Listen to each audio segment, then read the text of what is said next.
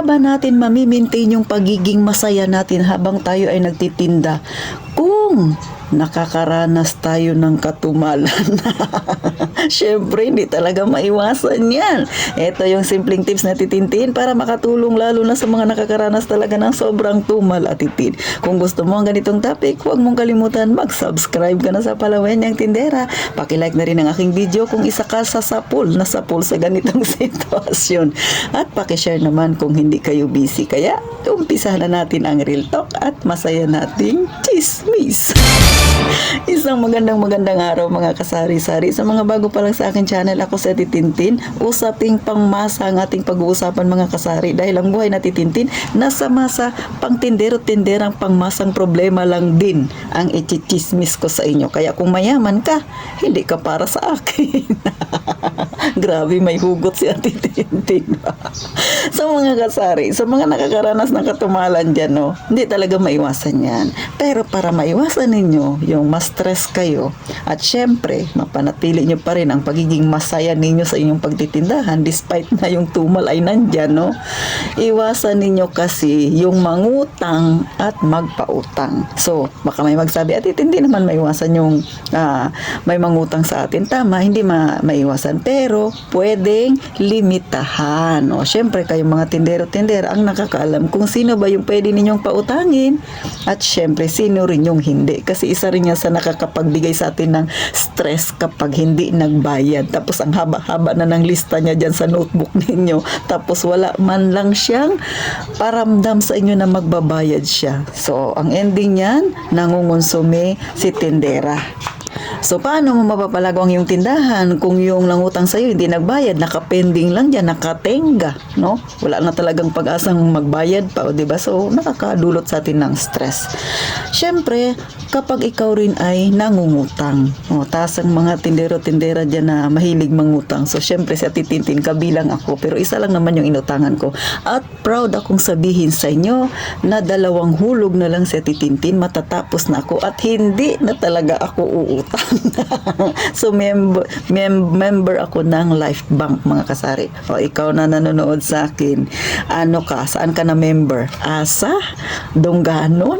O, ano pa ba yung mga pinag-uutangan, ha? Marami pa yan, no, mga kasari. So, i-comment mo dyan sa baba kung saan ka member.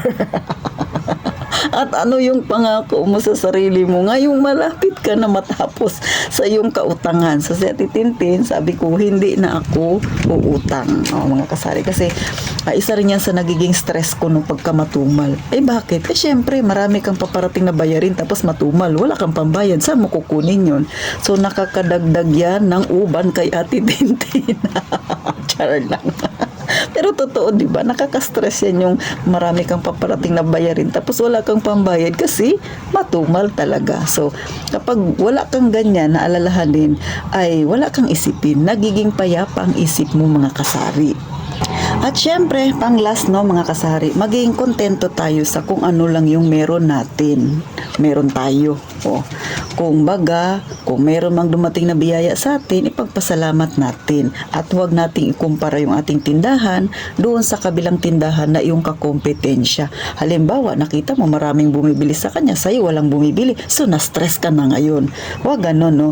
Alam nyo, may kanya-kanya tayong biyaya na natatanggap. May kanya-kanyang ibinibigay yung Panginoon. So, nasa sayo yan kung paano mo i-appreciate yung binibigay sa'yo. Kaya kung wala kang utang, wala kang masyadong isipin, kahit na konti lang yung biyayang dumating sa'yo, ay masaya ka pa rin. Bakit? Wala kang babayaran dahil wala kang utang, no? Wala ka rin iisipin na kukwintahin, titingnan dyan sa notebook mo ng mga pinautang mo na hindi nagbayad, no, mga kasari. Walang dagdag problema.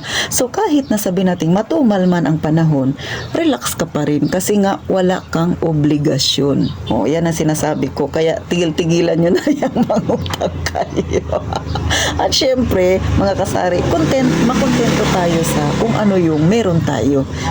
Kung may gusto kang bilihin, may gusto kang, kung meron kang pangarap na halimbawa, damit, sapatos man yan, pero sa Titintin, no, yung aking kapritsyo talaga yung pagbili ng alahas, pinag-iipunan ko, mga kasari. Buhat doon sa ipon na yon, pagka medyo malaki na yung aking ipon, saka ako bumibili. So, patient talaga, o mga kasari. At syempre, disiplina para yung gusto ay makuha mo. Kasi kung gusto mo lang siya, pero hindi ka naman mapagpasensya, hindi ka naman disiplinado, so paano mo maaabot yun? Siyempre, magiging disiplinado ka kung ipapractice mo yan sa iyong sarili.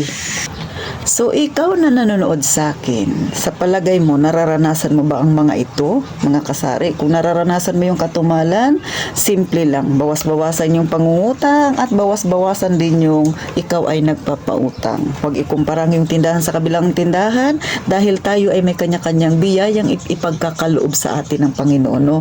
Yung biyayang pinagkaloob sa kanya-kanya yun. Siyempre, tayo ay meron din. Nasa sayo na lang yan kung paano mo mas mapalago pa ang iyong tindahan. Hanggang dito na lang si Ate Tintin, mga kasari. Sana kahit papano napangiti na naman kayo ng inyong palawin yung tindera. At gaya nga ng palagi kong sinasabi, mag-ingat kayong palagi, mga kasari.